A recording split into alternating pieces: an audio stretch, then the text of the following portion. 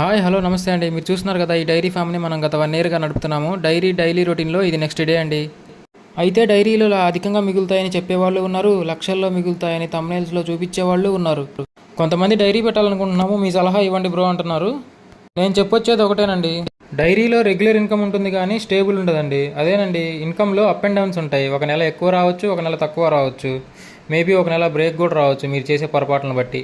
కానీ వర్క్ విషయంలో మాత్రం no breaks, no up and downs. 365 days regular work ఉండిద్దండి, హాఫ్ డే కూడా రెస్ట్ ఉండదు.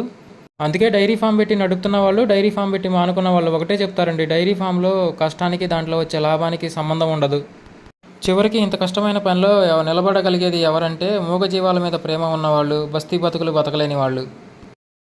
కష్టం చేస్తుంటే ఎండగారే చెమట, మాసిపోయిన బట్టలు, ఖాళీ జోబులు, ఆకలితో ఉన్న కడుపు, ఈ జీవితంలో చాలా విషయాలు నేర్పుతుంది.